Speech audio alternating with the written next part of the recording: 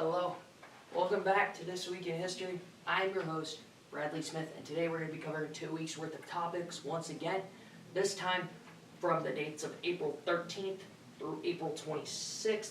I won't waste any more of your guys' time. Let's get into it. Starting off on April 13th, 1970, 2 days after its launch, the Apollo 13 mission to the moon was crippled when an oxygen tank exploded in the service module. Astronaut Jack Swigert uttered the famous and often misquoted line, "Houston, we've had a problem." The mission shifted from a lunar landing to a desperate struggle for survival as the crew and NASA's engineers worked to bring the astronauts safely back to Earth using the lunar module as a lifeboat. We now move on to April 14th. On April 14th, 1865, in one of the most shocking moments in American history, President Abraham Lincoln was shot in the head by Confederate sympathizer John Wilkes Booth while attending a play at Ford's Theater. The assassination occurred just days after the Confederate surrender at the Appomattox Courthouse. Oh, do I hear it right? We got a bonus feature. On April 14th, 1912, just before midnight on April 14th, the RMS Titanic, on its maiden voyage from Southampton to New York, struck an iceberg in the North Atlantic. Though the ship was deemed unsinkable and the hull was fatally breached. The vessel eventually vanished beneath the waves in the early hours of April 15th, resulting in the death of more than 1,500 passengers and crew. We now move on to April 15th.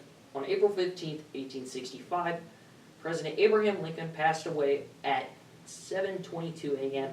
in the Peterson House across from Ford's Theater, several hours after being shot by John Wilkes Booth. His death occurred just days as the Civil War was drawing to a close, plunging a grieving nation into further uncertainty. Vice President Andrew Johnson would be sworn in as the 17th president just 3 hours later. We now move on to April 16th.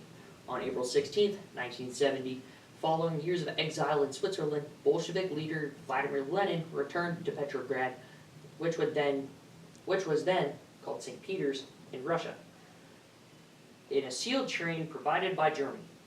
His arrival was a pivotal moment during the Russian Revolution. He immediately began organizing the Bolsheviks to seize power from the provisional government, leading to the eventual formation of the Soviet Union. We now move on to April 17th. On April 17th, 1961, in a major Cold War turning point, a group of approximately 1,400 Cubans, exiles, trained and funded by the CIA, landed at the Bay of Pigs in Cuba.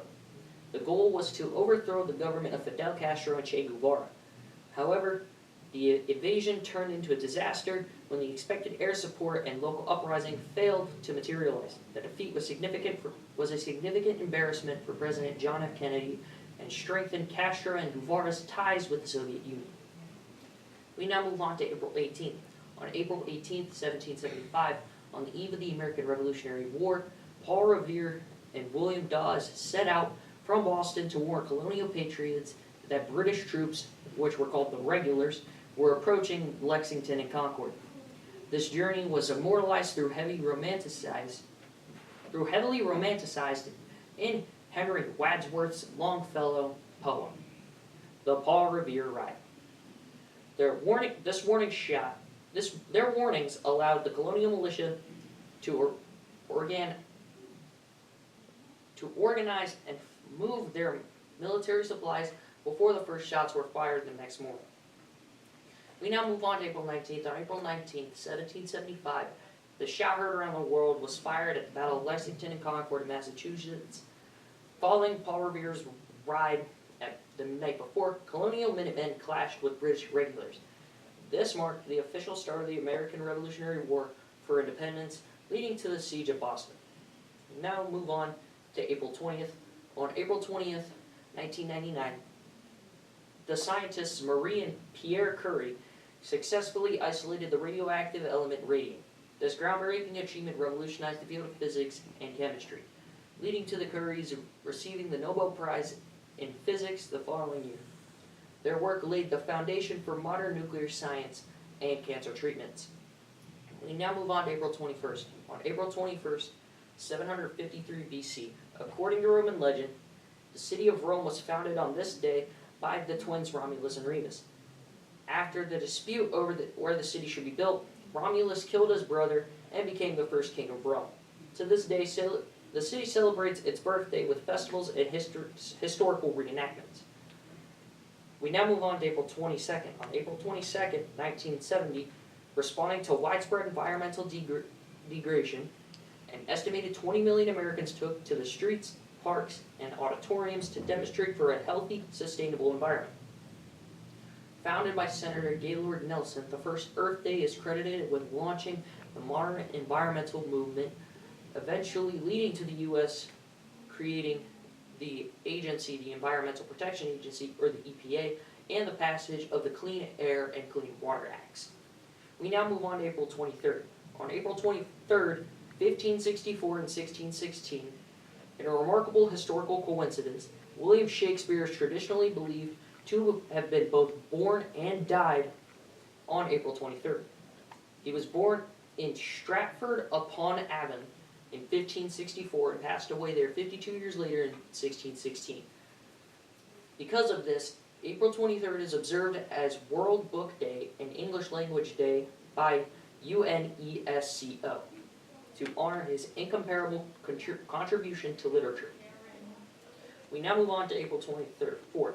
On April 24th, 1915, in Istanbul, then Constantinople, the Ottoman government arrested approximately 250 Armenian intellectuals and community leaders.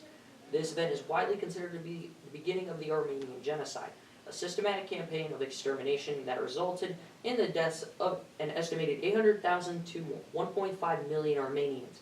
Today, April 24th, is observed globally as Armenian Genocide Remembrance Day. April 25th.